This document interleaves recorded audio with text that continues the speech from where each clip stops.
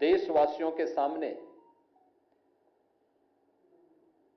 Tax यानी tax rebate के बारे में जो चर्चा की थी और रिफॉर्म के बारे में जो चर्चा की थी, मात्र 20 दिन के अंदर उसके परिणाम प्राप्त हो गए और अब वह 22 सितंबर से लागू भी हो रहे हैं। जीएसटी काउंसिल ने अभी हाल ही में 3 सितंबर को जो अपनी 56वीं बैठक हुई है, उसमें इस पर पूरी चर्चा करने के उपरांत सर्वसम्मति से इसका अनुमोदन किया है और जो 22 सितंबर से शारदीय नवरात्रि के अवसर पर लागू हो रहा है। मुख्य रूप से यह अब तक के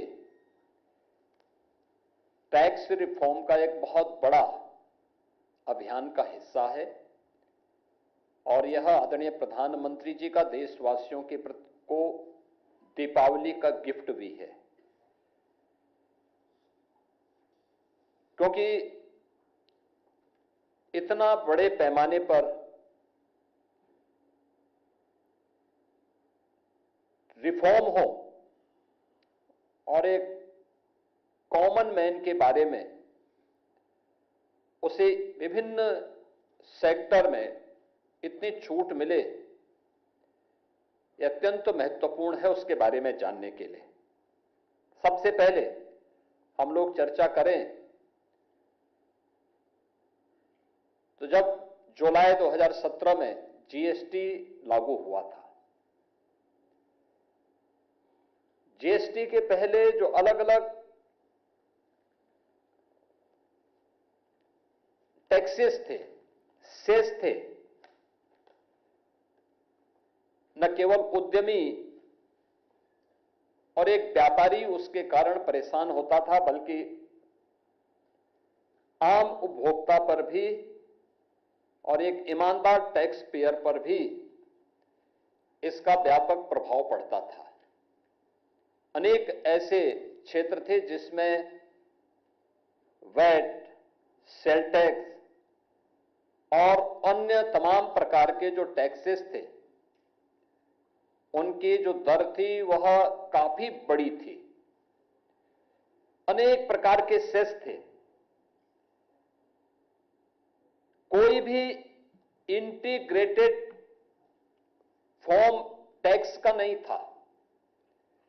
जीएसटी ने इन सभी प्रकार के अलग अलग प्रकार के जो सेल टैक्स के थे, वैट के थे या फिर अलग अलग प्रकार के सेस थे, इन सबको इंटीग्रेशन करके और टैक्स रिफॉर्म के लिए जो समय क्रांतिकारी कदम उठाया था, वन नेशन वन टैक्स के आधार पर,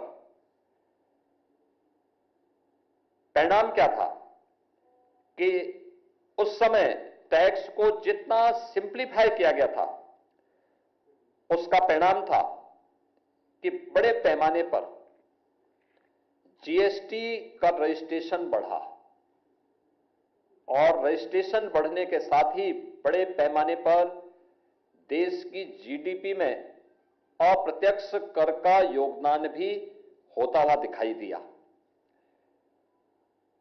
17 के बाद का सबसे बड़ा जो रिफॉर्म टैक्स के क्षेत्र में है, उसमें अगर आप देखेंगे तो जो ये टैक्स में जो रिफॉर्म सामने आया है, अब तक हम देखते थे कि 4 स्तरीय जो 4 लेयर की टैक्स की प्रणाली थी, 5%, 12%, 18% और 28%। इन 4 को अब कम करते हुए 2 श्रेणी टैक्स की रखी गई है, 5% को और 18% को। 12 और 28 के स्लैब को जीएसटी ने समाप्त कर दिया है। हां, कुछ सिन आइटम और लग्जरियस आइटम ऐसी हैं जिनमें 40% का जो जीएसटी है वह बना रहेगा। वह अलग एक व्यवस्था है, लेकिन महत्वपूर्ण है कि अब केवल 5% और 18% का यह टैक्स ही, 2 स्लैब ही जीएसटी की मुख्यतः रहेंगे और जिनके माध्यम से यानी देशवासियों को बहुत बड़ी राहत इसके माध्यम से मिलेगी हर एक स्तर पर। यानी रसोई से लेकर के, एक किसान से लेकर के, घर के निर्माण से लेकर के, और बड़े बड़े हाईवे और इंफ्रास्ट्रक्चर के डेवलपमेंट के साथ साथ अपने कारोबार को आगे बढ़ाने वाले उद्यमियों के लिए भी इसका भारी लाभ होने वाला है। और इसके माध्यम से लगभग 2 लाख करोड़ रुपए से अधिक का भारत की अर्थव्यवस्था में ग्रोथ होने की संभावना भी है। जनता को जो राहत इस टैक्स से मिलने जा रही है, एक सामान्य गृहस्थ परिवार के लिए, अगर आप देखें, दूध है, दही है, पनीर है, शैम्पू है, टूथपेस्ट है, साबुन है, साइकिल और बच्चों से जुड़े हुए सामान, जितनी भी सामग्री है, घरेलू सामान है, इन पर अब केवल 5% या 0 टैक्स होगा। इससे रोजमर्रा के खर्च में जो लोगों की पूंजी है उसमें बचत होगी, लेकिन साथ साथ लोगों की खपत की कैपेसिटी बढ़ेगी, व्यक्ति ज्यादा खरीद सकता है। अन्नदाता किसानों के लिए देखेंगे, ट्रैक्टर, टायर, कीटनाशक, सिंचाई के उपकरण, इन सब पर जो टैक्स है वह घटा करके 5% कर दिया गया है। खेती की लागत को कम करने और ग्रामीण भारत की अर्थव्यवस्था को सुदृढ़ करने में इससे काफी बड़ी मदद मिलेगी। स्वास्थ्य के क्षेत्र में हम देखेंगे तो व्यक्तिगत जीवन और स्वास्थ्य बीमा से जुड़ी हुई जीएसटी को पूरी तरह समाप्त कर दिया गया। दवाइयों, ऑक्सीजन और जांच किट पर कर में कटौती की गई है, जिससे इलाज सस्ता हो सके और एक सामान्य नागरिक राहत प्राप्त कर सके। वाहनों की खरीद फरोख्त में भी गाड़ियों और बाइक पर, यानी 4 व्हीलर और 2 व्हीलर पर 28% से जीएसटी की दर को घटा करके 18% किया गया है, यानी 10% की कटौती। ये चीजें दिखती हैं कि एक सामान्य नागरिक भी वाहन खरीदने की सामर्थ्य रख सकता है और इसका लाभ उसे मिलेगा। स्वाभाविक रूप से प्रोडक्शन होगा, एम्प्लॉयमेंट नए जनरेट होंगे, नए रोजगार के अवसर सृजित होंगे। नोटबुक, यानी शिक्षा के क्षेत्र में देखेंगे, नोटबुक, पेंसिल और जो नक्शे हैं, अन्य जो शिक्षण सामग्रियां हैं, इनमें भी काफी छूट दी गई है। ये कोई इसमें टैक्स नहीं लगेगा। हां, लग्जरी जो आइटम है, तंबाकू है, पान मसाला है, कैसीनो है, इन सब पर 40% तक का टैक्स लगाया गया है। व्यापार में आसानी करने के लिए टैक्स रजिस्ट्रेशन के लिए उसको ऑटो मोड पर किया गया है, ऑटो अप्रूव करने की व्यवस्था दी गई है, उसे रिफंड करने की सुविधा भी उसमें दी गई है। रिस्क आधारित कंप्लायंस से जो भी अन्य सुविधाएं हो सकती हैं, श्रम सुधार यानी लेबर रिफॉर्म के लिए, अन्य चीजों के लिए भी काफी इसमें सुविधाएं इसके माध्यम से देने का प्रयास हुआ है। जीएसटी आने के पहले और जीएसटी आने के बाद भारत की अर्थव्यवस्था के बारे में जो मैं कह रहा था कि अकेले 2024-25 में देश ने 22,80,000 करोड़ का जीएसटी संग्रह किया है। अगर आप इसे 2017 के पहले देखेंगे, ये केवल 7 लाख करोड़ के आसपास हुआ करता था। अकेले इस वर्ष अप्रैल से अगस्त तक यानी 5 महीनों में जीएसटी संग्रह 10 लाख करोड़ रुपए से अधिक का हुआ है, जो गत वर्ष के जीएसटी संग्रह करने से 10% तक अधिक है।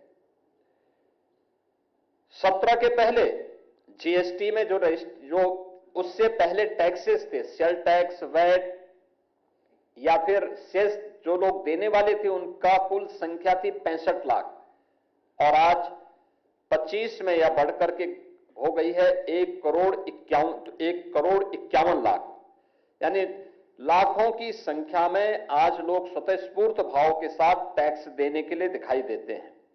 और जो टैक्स की इस छूट का परिणाम क्या है, यानी 4 की बजाय 2 स्लैब देने का परिणाम क्या है? सामान्य घरेलू उपभोक्ता वस्तुओं की खपत बढ़ेगी, मार्केट में लोगों का विश्वास होगा, प्रोडक्शन ज्यादा होगा और इससे एम्प्लॉयमेंट को भी आगे बढ़ाने में मदद मिलेगी। देश की जीडीपी में इसका व्यापक प्रभाव पड़ेगा। अनुमान है 0.2% से लेकर जो 0.3% तक की जीडीपी में इस रिफॉर्म के कारण बढ़ोतरी होने की संभावना रहेगी।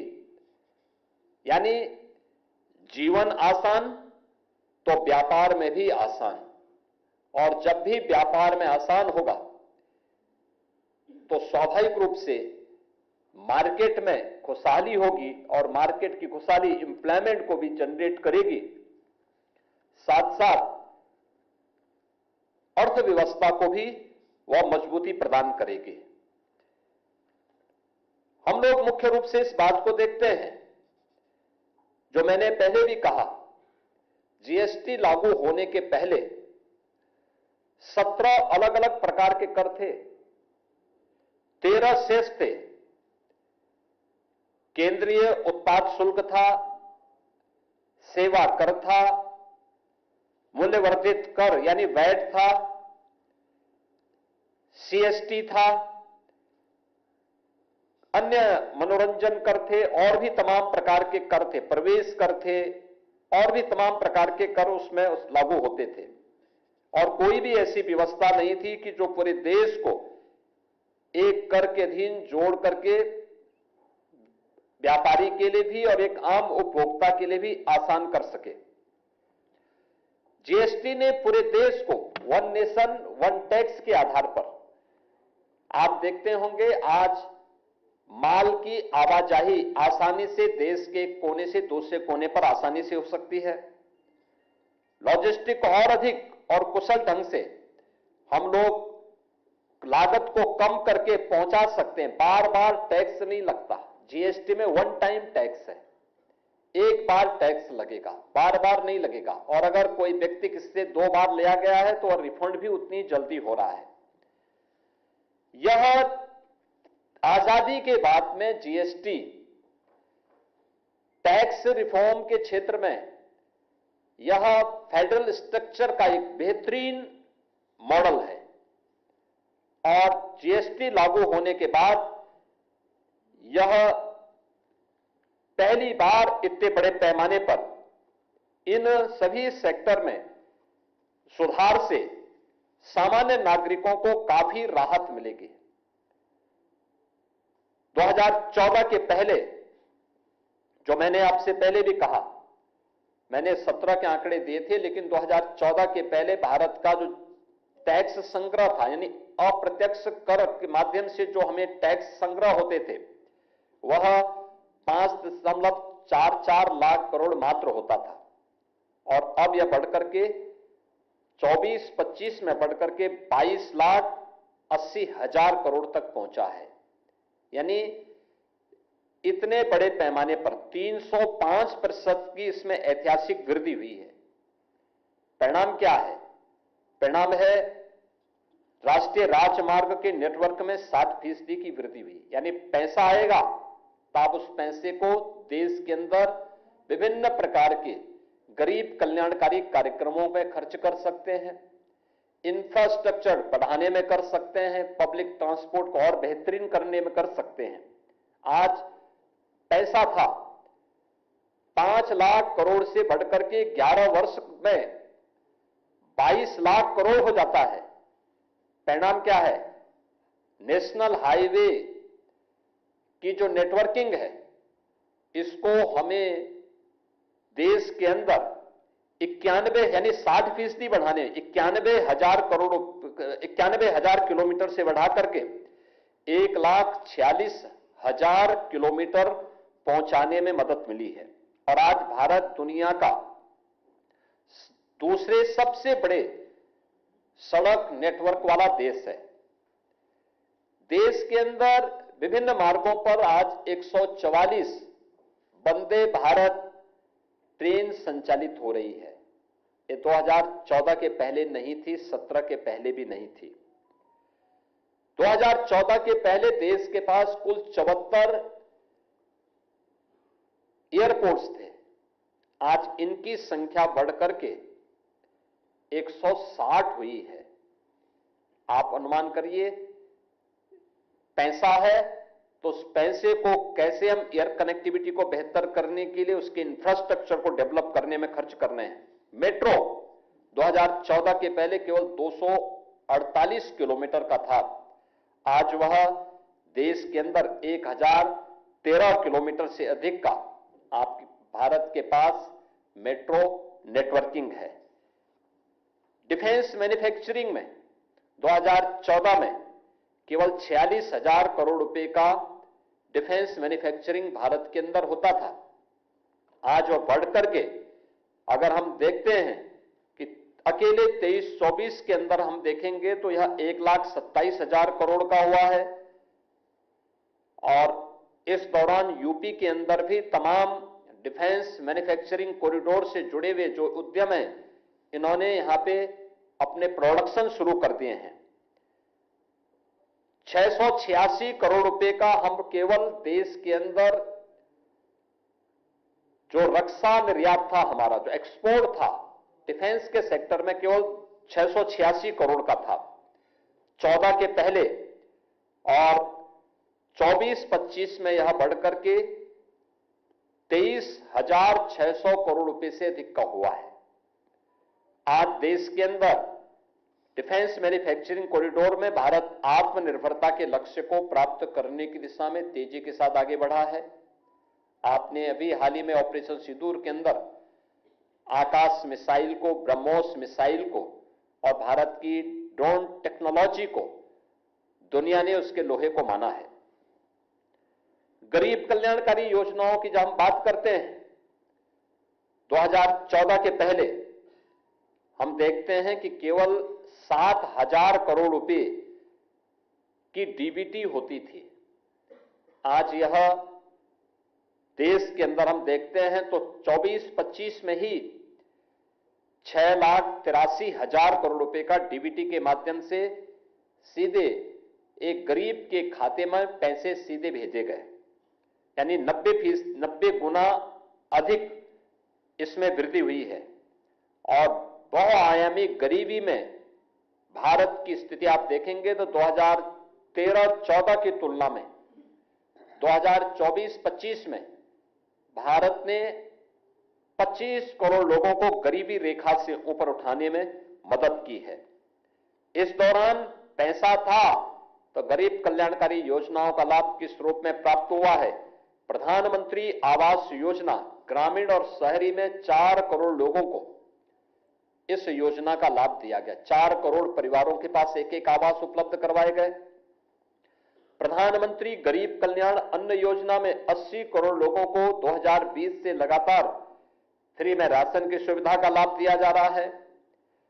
अटल पेंशन योजना में 7 करोड़ 33 लाख लोगों को इसके माध्यम से उन्हें रजिस्ट्रेशन प्रदान किया गया है। और सामाजिक सुरक्षा, यानी अगर आप देखेंगे आयुष्मान भारत में देश की एक बड़ी आबादी इससे लाभान्वित हो रही है। यानी गरीब कवरेज जो भारत के अंदर है, एक दशक में इसका जो सोशल सिक्योरिटी का दायरा है 19% से बढ़कर के 64-65% तक पहुंचा है। यानी पैसा था, उसका लाभ किस सेक्टर में प्राप्त हुआ है। अब ये जो टैक्स रिफॉर्म हुए हैं और जो प्रधानमंत्री जी ने दीपावली का उपहार दिया है, उत्तर प्रदेश देश की आबादी का सबसे बड़ा राज्य है, तो स्वाभाविक रूप से इसका सर्वाधिक लाभ उत्तर प्रदेश को प्राप्त होगा, क्योंकि जीएसटी यह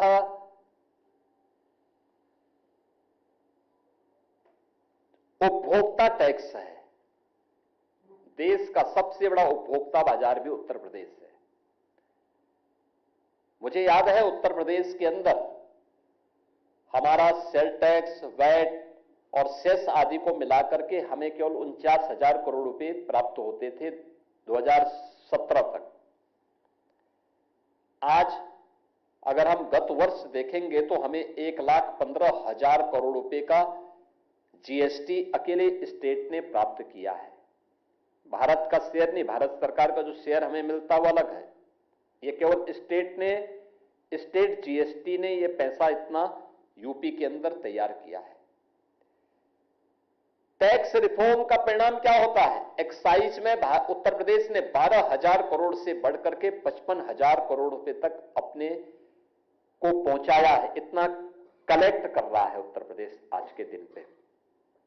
हर एक उसमें हम लोगों ने इसका लाभ प्राप्त किया है। परिणाम क्या है? पैसा था तो उत्तर प्रदेश की अर्थव्यवस्था अच्छी हुई। उत्तर प्रदेश में इंफ्रास्ट्रक्चर 1.5 एक्सप्रेसवे से 7 एक्सप्रेसवे हम बनाने में सफल हुए। 6 पे यहां कार्य चल रहा है। हम लोग जब आए थे, एक भी सिटी में मेट्रो का संचालन नहीं होता था। आज 6 सिटी में यूपी के अंदर मेट्रो का संचालन हो रहा है। 17 के पहले उत्तर प्रदेश के अंदर 2 एयरपोर्ट क्रियाशील थे, 2 आंशिक थे। आज 16 एयरपोर्ट उत्तर प्रदेश के अंदर संचालित हैं और देश का सबसे बड़ा एयरपोर्ट हम लोग बना रहे हैं गौतम बुद्ध नगर जनपद में। इस वर्ष के अंत में उसको भी हम संचालित करने जा रहे हैं।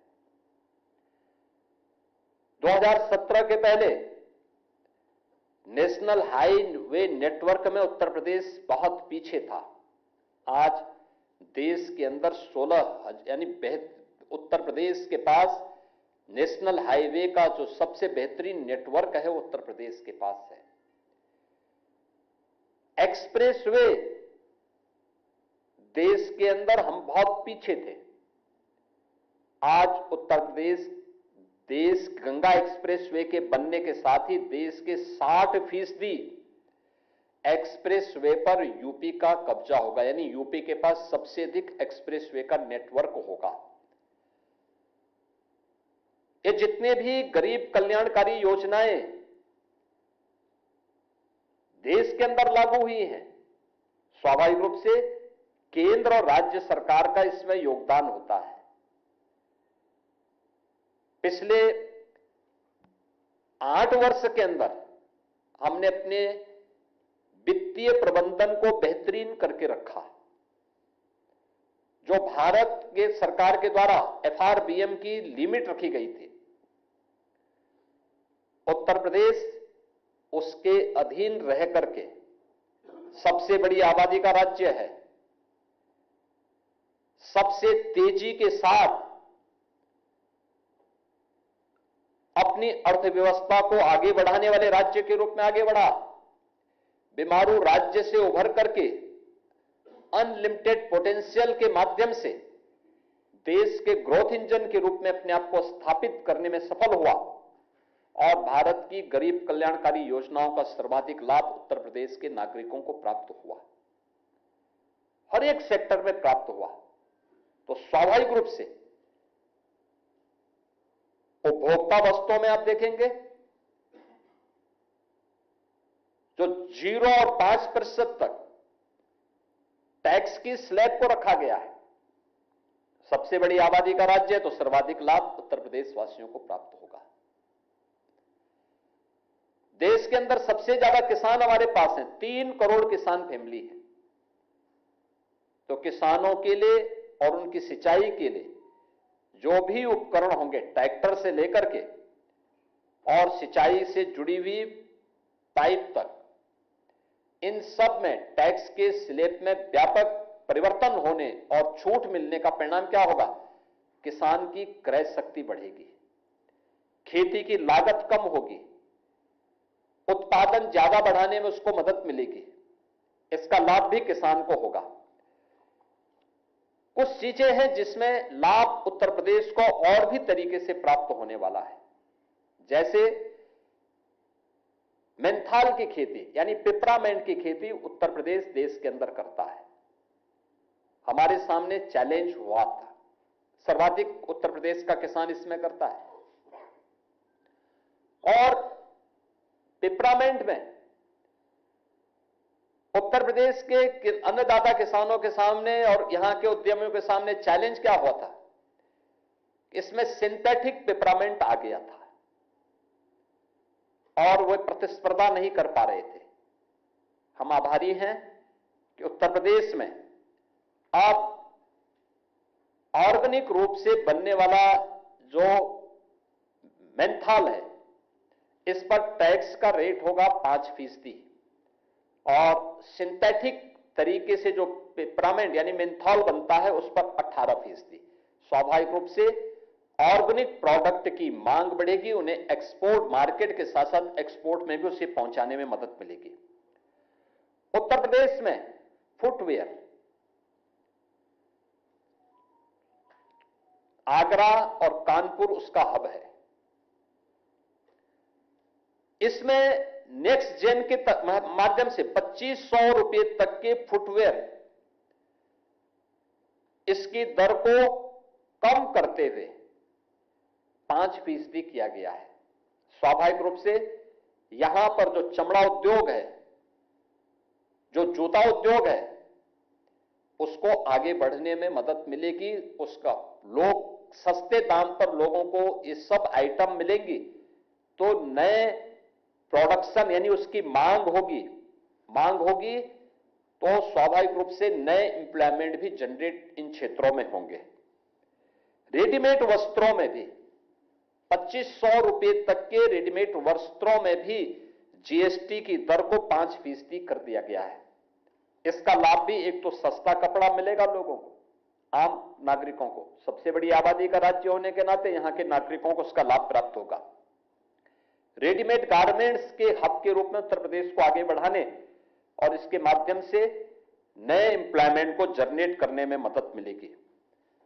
उत्तर प्रदेश की परंपरागत उद्यम वन डिस्ट्रिक्ट वन प्रोडक्ट की स्कीम उत्तर प्रदेश ने 2018 में आदरणीय प्रधानमंत्री जी के मार्गदर्शन में लॉन्च की थी। हमारे सामने चैलेंज हुआ करता था हमेशा टैक्स की दर को लेकर के। गवर्नमेंट उन्हें अच्छी डिजाइन देती थी, टेक्नोलॉजी से जोड़ती थी, अन्य तमाम प्रकार से उन्हें सुविधा संपन्न करने का प्रयास करती थी, लेकिन अब टैक्स में रिबेट मिलने पर यानी अब इन सभी पे जो हमारे हस्तशिल्पी हैं, कारीगर हैं, इनके द्वारा किसी भी पैदा की गई जो भी इनके प्रोडक्ट होंगे उन पर अब जीएसटी की दर केवल 5% होगी।